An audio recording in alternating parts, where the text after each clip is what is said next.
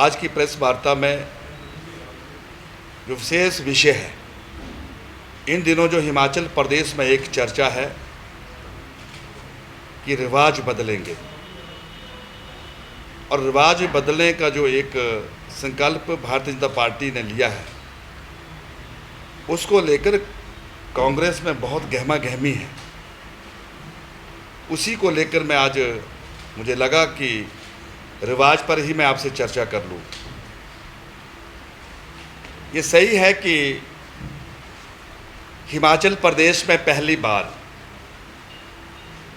रिवाज बदलता हुआ नजर आ रहा है, और ये रिवाज बदलने की शुरुआत कोई अंतिम दिनों में नहीं हुई। जब हिमाचल प्रदेश के सम्माननीय मुख्यमंत्री श्री जयराम ठाकुर जी ने 27 दिसंबर 2017 को हिमाचल प्रदेश को संभाला था, उन्होंने अपनी पहली कैबिनेट में जो एक हिमाचल प्रदेश में एक रिवाज था कि हिमाचल प्रदेश के जो हमारे वृद्धा पेंशन धारक हैं, उनकी जो आयु थी वो 80 वर्ष थी, और उन्होंने उसको रिवाज बदलने का सबसे पहले काम किया कि उस आयु सीमा को उन्होंने 70 वर्ष कर दिया। लाल टोपी, हरी टोपी। लेकिन श्री जयराम ठाकुर जी ने टोपियों के जो कलर और टोपियों पर जो राजनीति है, इसको भी समाप्त करने का काम किया। टोपी हमारी हिमाचल प्रदेश की संस्कृति का एक प्रतीक है, और यही नहीं, जब सत्ता परिवर्तन होता है तो क्षेत्रवाद पैदा हो जाता है, ऊपर का हिमाचल, निचला हिमाचल।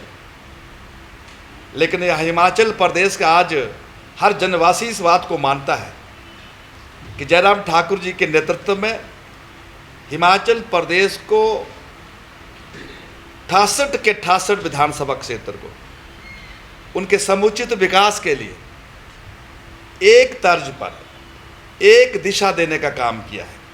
किसी से किसी भी प्रकार का भेदभाव नहीं है, चाहे हमारा चंबा जिला का कोई भी भूभाग हो, चाहे हमारा शिमला का जिला का कोई भी भूभाग हो, चाहे हमारा कांगड़ा और मंडी जिला का कोई भी विभाग हो, एक समान दृष्टि से मुख्यमंत्री ने सबको आगे बढ़ाने का प्रयास किया है। एक तो मैं इस आपकी बात और रूप से सहमत नहीं हूँ कि हिमाचल प्रदेश के स्वास्थ्य मंत्री चंबा नहीं आए। मैं कई बार हिमाचल प्रदेश के स्वास्थ्य मंत्री श्री विपिन परमार जी के साथ चंबा आया हूँ। नए स्वास्थ्य मंत्री का आना नहीं हुआ होगा, वो बात आपकी मैं मानता हूं, लेकिन स्वास्थ्य मंत्री हिमाचल प्रदेश के चंबा आए, एक बात। दूसरा, आपने कहा कि यहां पर हिमाचल प्रदेश की सरकार में चंबा का प्रतिनिधित्व नहीं है, इससे भी मैं सहमत नहीं हूं। हिमाचल प्रदेश सरकार में जो एक संवैधानिक व्यवस्था, उसमें 12 ही लोग होते हैं, लेकिन उसके बावजूद भी हमारे डिप्टी स्पीकर मेरे दाहिने तरफ बैठे हैं, और मेरे बाएं तरफ हिमाचल प्रदेश विधानसभा के मुख्य सचेतक, जिनका भी कैबिनेट मंत्री का दर्जा प्राप्त है। इस प्रकार से चंबा से 4 विधायकों में 2 तो मैं ये हम आपके साथ बात कर रहा हूँ कि आपकी मैं यादगार को सलाम करता हूँ कि ज़रूर पिछली बार ये विषय आया था और मैंने आपको कहा भी था। लेकिन ये सही है कि इस प्रकार की जो समस्या थी कोई चंबा में नहीं थी, बाकी प्रदेश के अन्य विभाग में भी थी। लेकिन धीरे धीरे जैसे हमारे डॉक्टर वहाँ से तैयार होकर निकल रहे हैं, तो अभी मुझे लगता है कि बड़ी जल्दी लगभग 20 नहीं गेस्ट फैकल्टी तो हमने दे दी थी, जो हमारे जो यहाँ पर बच्चे पढ़ रहे हैं, उसके साथ साथ 20 लोगों को वॉक इन इंटरव्यू जो है वो इंटरव्यू कर लिया गया है, और वो तो ज्वाइन कर बहुत जल्दी जो है उनकी against this particular medical college हमने इंटरव्यू कंडक्ट किया है, और वो लोग जो हैं वो आजकल में ज्वाइन कर रहे हैं। सर, सिर्फ जब दिल्ली से टीम चेकिंग के लिए आती है तब कांगड़ा या आईजीएमसी के डॉक्टर यहाँ पे पहुँचते हैं। इस बार व्यवस्था जो है, जो मेडिकल शिक्षा प्राप्त कर रहे हैं बच्चों को, उनको पढ़ाने के लिए फोकस किया जा रहा है। क्या पब्लिक के लिए कोई नहीं?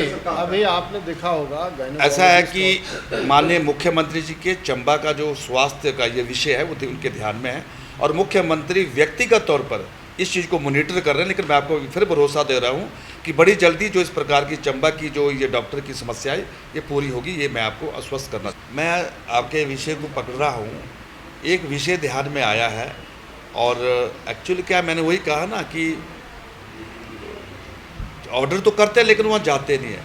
लेकिन आज फिर बात हुई माननीय शिक्षा मंत्री जी से, आज ही जहाँ पर टीचर नहीं है आज ही उनके ऑर्डर हो रहे हैं। और मुझे लगता है कि ये जो मैं बोल रहा हूँ ये प्रेस की रिकॉर्डिंग है, और मुझे लगता है बड़ी जल्दी जो है वहाँ पर जो टीचर है वो बच्चों को पढ़ाना शुरू कर देंगे। हम नहीं कर रहे हैं कुछ भी प्रयास, वो आ रहे हैं क्योंकि उनको ये पता है कि कांग्रेस लीडरलेस है, इशूलेस है, डायरेक्शनलेस है, इसलिए वो हमारे से संपर्क कर रहे हैं। और हम चाहते हैं कि ठीक है, हमारी पार्टी में स्वागत है आपका, परिवार बढ़ना चाहिए, खिलना चाहिए,